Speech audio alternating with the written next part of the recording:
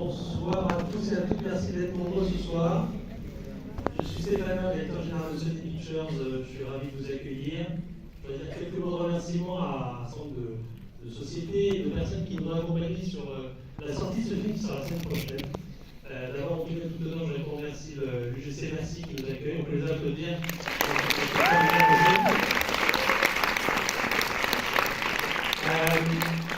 Évidemment, ce film n'existerait pas sans son auteur et sa à la fois scénariste et réalisatrice qui est Solange Sicurel qui est là.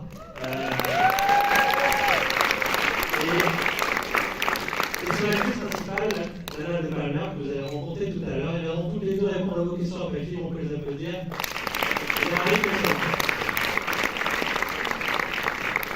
Comme vous le savez, le film traite d'un sujet important, le harcèlement scolaire. On dit que 27% des jeunes se sentent concernés par le sujet, donc c'est important d'en parler, c'est important de les toucher eux en premier, mais aussi tous ceux qui les entourent, les parents, les professeurs, toutes les personnes qui accompagnent les jeunes. Et donc, on veut que ce film touche le plus grand nombre, c'est pour ça qu'il sortira dans les salles la semaine prochaine pour le grand public, mais aussi il accompagnera les enseignants qui veulent voir le film avec leur classe pendant toute l'année scolaire. Donc c'est un projet vraiment assez atypique qui sera sur toute l'année. Et on pense que la salle de cinéma est l'endroit pour faire vivre cette expérience et permettre aux jeunes de progresser et de faire face à ce problème. Et puis, ça passe en équipe de production. Donc, je voudrais remercier 3 personnes qui ne sont pas là, mais je les salue quand même. Diana Elbaum, Laurent Schoenberg et Olivier Albou qui ont produit le film. Et puis, nous avons eu la chance d'avoir des anges gardiens sur ce projet qui nous accompagnent depuis plusieurs mois maintenant. Je voudrais citer la société Orange qui nous accompagne depuis le début, à la fois par beaucoup de communication, beaucoup d'implication sur le terrain également. Ils vont eux-mêmes faire des projections dans les écoles. Donc, je les remercie, toute l'équipe Orange qui est là. Merci à vous. Je remercie également une association qui s'appelle e-Enfance, vous connaissez peut-être. e-Enfance, c'est un numéro qui s'appelle le 3018 qui accueille donc les appels des jeunes en détresse pour leur permettre de faire face au problème du harcèlement. Eux aussi sont avec nous, ils nous accompagnent. Aujourd'hui, ils ont accueilli des journalistes pour nous dans leur bureau et ils ont été formidables. Merci à eux.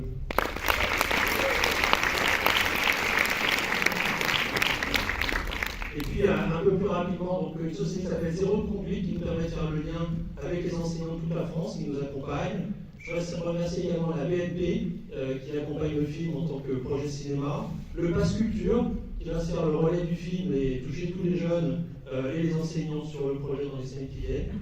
La société Sonis, qui est une société de distribution de films qui nous accompagne et qui a porté le film dans les salles de cinéma.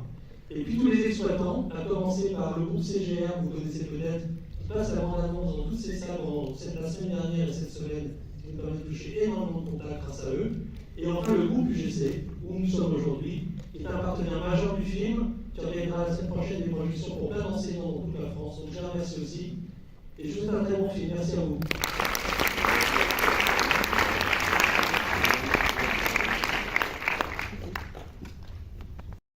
Bonsoir à tous. J'espère que le film vous a plu. Merci vraiment d'accueillir la rédactrice Solange Sicurel, l'actrice Diana de Palmer.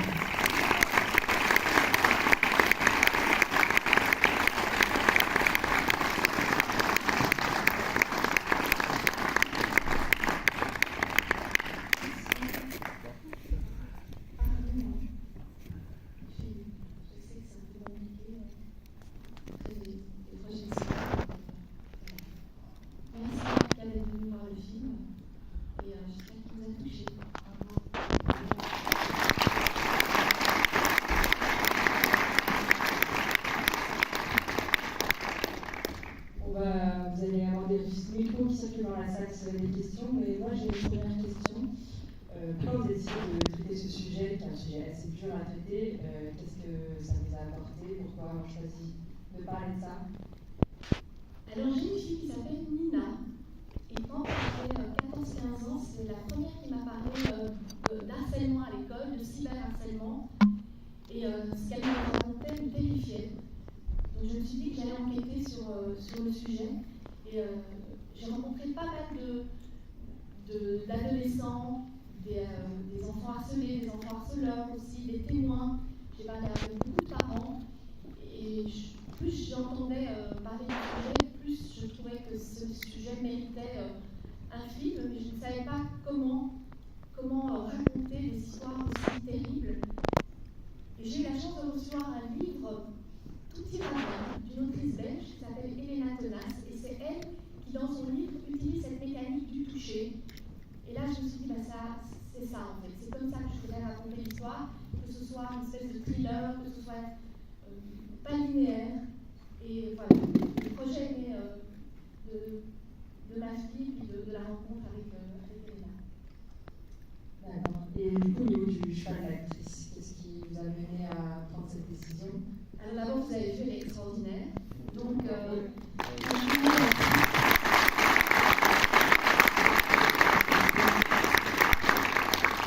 on avait lancé un grand casting en Belgique, puisque je suis belge, et j'avais une soixantaine de jeunes à voir, et ma fille, Nina, toujours elle, me dit, mais maman, cherche pas, c'est Lana. Je lui dis, quoi Lana? Elle me dit, mais tu sais, mon amie Lana, je l'ai vue jouer au théâtre, et j'ai trouvé formidable, je suis sûre que c'est Emma. Donc j'ai téléphoné à Lana, je lui ai dit, Lana, si éventuellement j'ai envie de faire du cinéma, elle m'a dit oui. Elle a passé le casting et à la première seconde, c'était une évidence, c'était elle. Mais bon, elle a quand même passé plusieurs tours avant qu'on la confirme. Et je ne regrette pas du tout mon choix.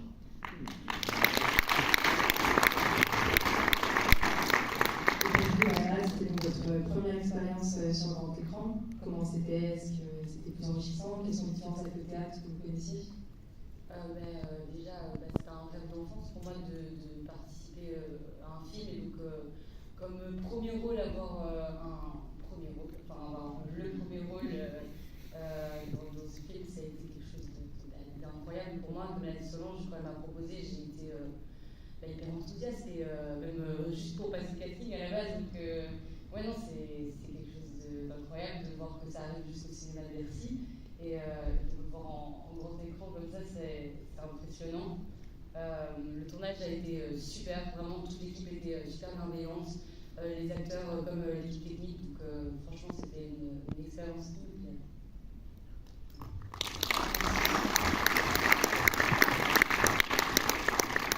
Est-ce qu'il y a des questions dans la salle? Vous levez la main, il y a le micro qui viendra.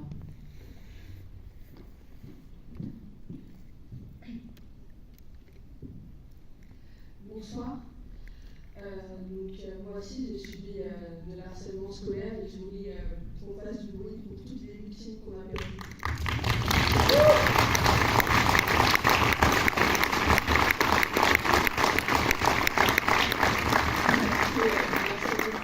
Mais il y a une vie après qui n'est pas forcément facile pour ceux qui survivent.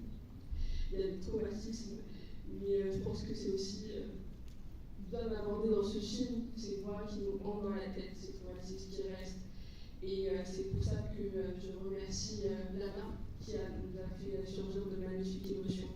Merci d'avoir saisi ce rôle. Merci.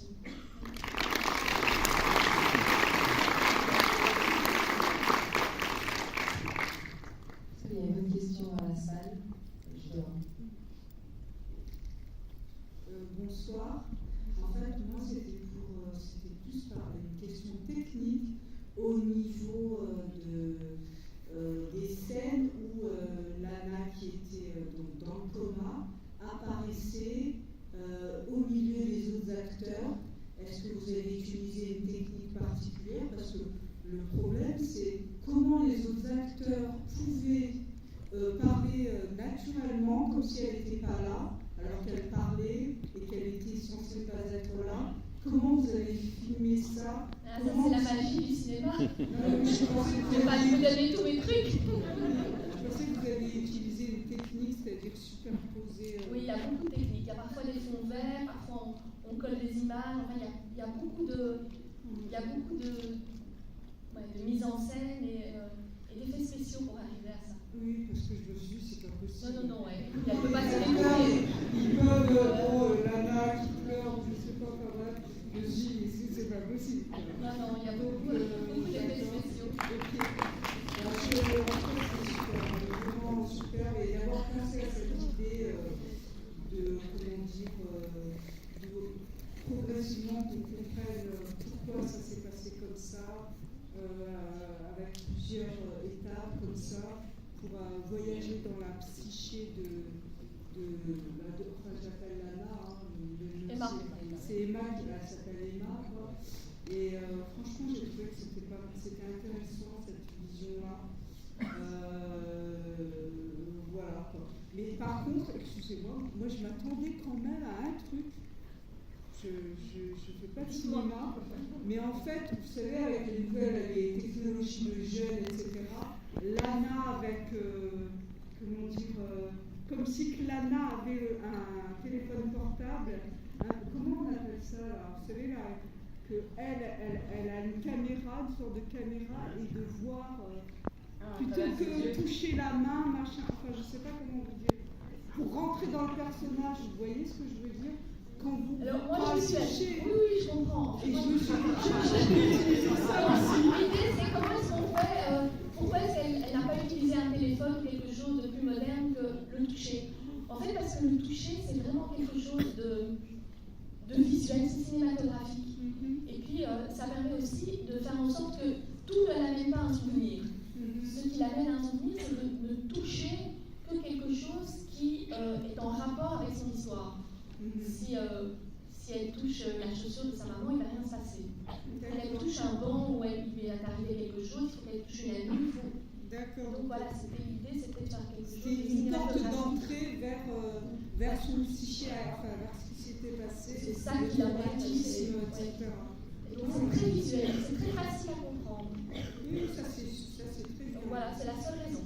Merci. Enfin, c'est très bien. Le film est très Merci. bien. C'était juste une suggestion. Est-ce qu'il y a d'autres questions dans la salle?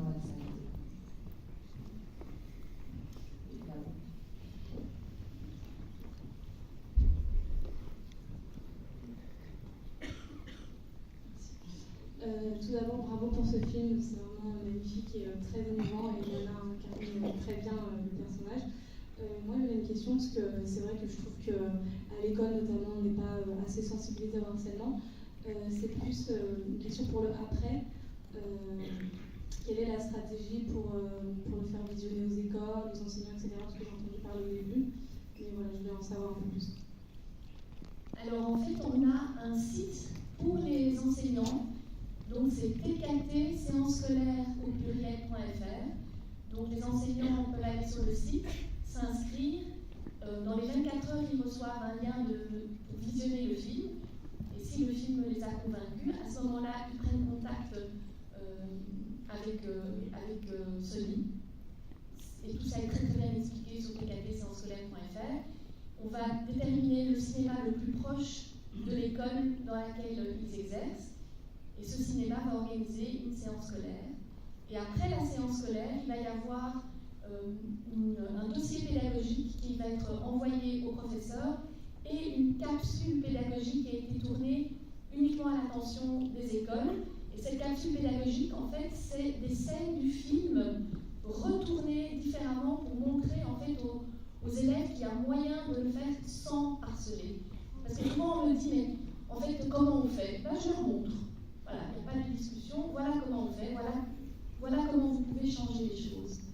Et donc c'est vraiment un programme très très complet et très facile à utiliser pour les professeurs.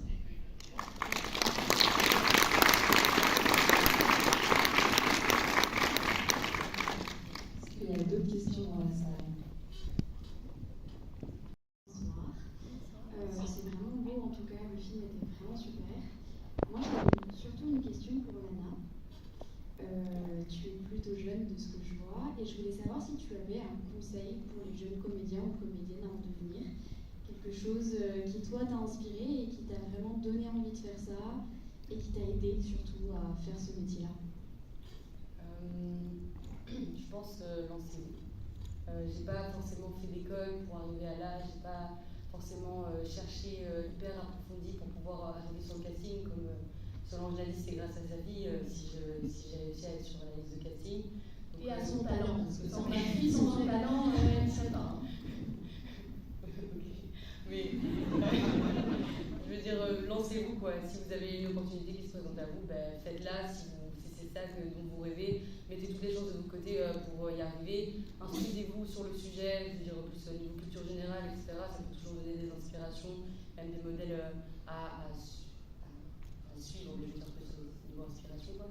Et voilà.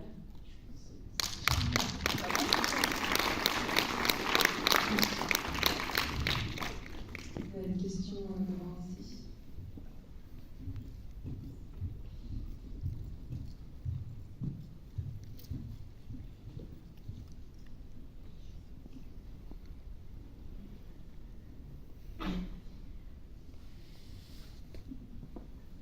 Tout d'abord, bravo. Et j'avais une question, c'était que le thème n'étant pas facile à traiter, est-ce que les distributeurs, comme les producteurs, que ce soit en Belgique, en France ou ailleurs en Europe, ont tout de suite été attirés et ont adhéré au projet, ou c'est quand même un sujet encore tabou dans un certain milieu et donc pas si facile à réaliser, ensuite à financer et ensuite à distribuer? Alors moi j'ai beaucoup de chance, c'est que je travaille avec les mêmes producteurs depuis le tout début. Et donc quand j'ai parlé à ma productrice belge d'abord de faire un film sur le harcèlement, elle m'a tout de suite dit oui. Elle m'a dit écoute, si c'est bon pour toi, c'est bon pour moi. Je lui ai dit oui, c'est bon pour moi. Et donc elle a tout de suite adhéré au projet. Et puis la productrice française pareil, elle a tout de suite adhéré au projet. Et après il a fallu financer et c'est là où ça a été très très compliqué. Parce qu'on a eu beaucoup de mal à financer, notamment en France. On a eu plus facile en Belgique, je dois dire. Mais ce que je trouve formidable, c'est qu'entre le moment où moi j'ai commencé et aujourd'hui, donc il y a plus ou moins 4 ans ou 5 ans qui se sont écoulés, je trouve que les choses ont beaucoup évolué. Je trouve que les pouvoirs publics se sont emparés de manière assez forte du problème et je vois vraiment qu'il y a une évolution, beaucoup de référents harcèlement sont formés, donc je crois qu'on est sur la bonne voie, heureusement. Merci. Est-ce qu'il y a d'autres questions dans la salle?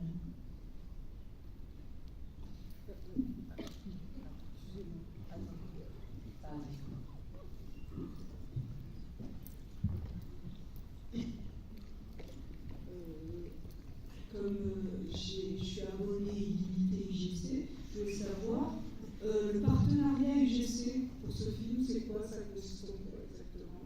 Ça consiste déjà à nous prêter cette magnifique salle. D'accord. Et puis UGC, ils ont beaucoup de liens avec les scolaires.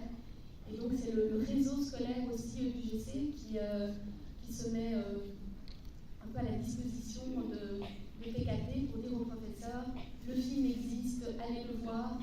Au même titre qu'il y a un partenariat avec e-enfance, c'est le 3018, qui a un partenariat avec Orange, qui nous aide beaucoup aussi. Donc il y a pas mal de partenariats, parce qu'on est un petit film belge, et donc pour qu'un petit film belge arrive dans votre beau pays, il faut beaucoup d'aide. En fait, j'avais pensé, je ne sais pas, mais comme on parle souvent des réseaux sociaux, etc., je pensais que quelque chose aurait pu se faire autour des réseaux sociaux, où c'est vraiment quelque chose qu'on ne pourra jamais faire. Mais alors les réseaux sociaux, c'est le truc le plus magnifique de la Terre quand il est bien utilisé. Et donc le but, c'est évidemment d'éduquer les jeunes, vous l'avez compris, aux réseaux sociaux, à la bonne utilisation des réseaux sociaux. Alors, évidemment, dans le cas de TKT, la bonne utilisation des réseaux sociaux, c'est si le film vous a plu, dites-le sur vos réseaux sociaux, faites des TikTok, faites ce qu'il faut pour que le film soit vu, que le film soit connu. Mais c'est compliqué, on ne peut pas, à titre individuel, faire beaucoup de choses sur les réseaux sociaux. On peut mettre de la pub, on peut mettre un petit hashtag TKT, mais c'est vous qui allez faire en sorte que ça marche ou ça marche pas. Enfin, je veux dire, c'est le public qui décide. Ce sont les spectateurs qui décident si oui ou non le film va plaire. Il sort le 24 septembre. Donc, on compte sur vous. Merci.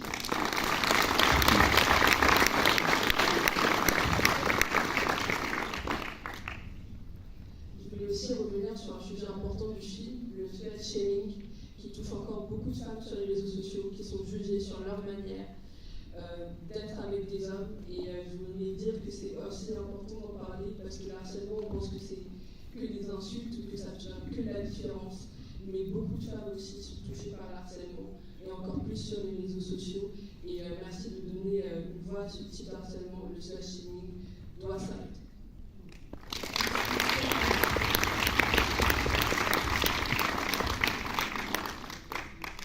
J'avais une question pour Lana, moi. Est-ce que c'est un rôle assez compliqué à jouer, j'imagine? Est-ce que vous avez une préparation spéciale? Vous avez rencontré des personnes qui ont été harcelées? Est-ce qu'il y a eu des dispositifs? Comment vous êtes plongé dans ce rôle final? C'était la première fois que je jouais au cinéma, enfin, en tout cas dans un tournage. Avec Solange, on a quand même travaillé en amont, presque 3 mois avant le tournage, pendant 3 mois avant le tournage, pour vraiment me préparer à être sur le plateau, et comme ça on peut vraiment commencer à travailler directement. On avait que 23 jours de tournage, qui est très peu, il fallait être efficace. Et donc voilà, tout ce qui était, vous avez vu les scènes intimes, etc., tout ça a été hyper bien encadré en amont.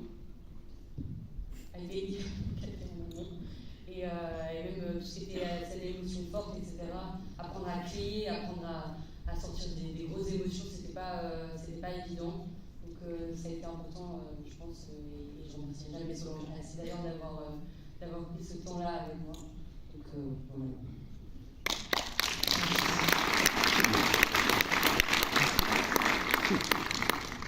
Est-ce qu'on a encore une question en public? Oui, là-haut. Je voulais surtout, en fait, déjà bravo. Et puis je voulais vraiment applaudir la pertinence du fait d'avoir fait d'Emma un personnage fort avec du répondant et de la répartie. Parce que le harcèlement, en fait, ne va pas nécessairement cibler un enfant plus faible qu'un autre. Ça peut cibler des forts comme des faibles, comme n'importe qui. Et je trouve ça vraiment très très pertinent de le faire de cette manière, parce que parfois certaines œuvres fictionnelles comme non fictionnelles peuvent dépeindre des personnages qui peuvent orienter le spectateur de manière à penser que, pas qu'il le mérite, mais qu'il est trop faible. Et là, c'est pas le cas, et ça fait vraiment du bien de voir ça. Donc, je voulais vraiment vous féliciter.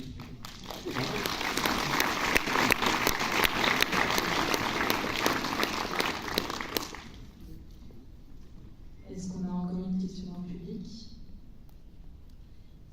Oui, deux sur les côtés.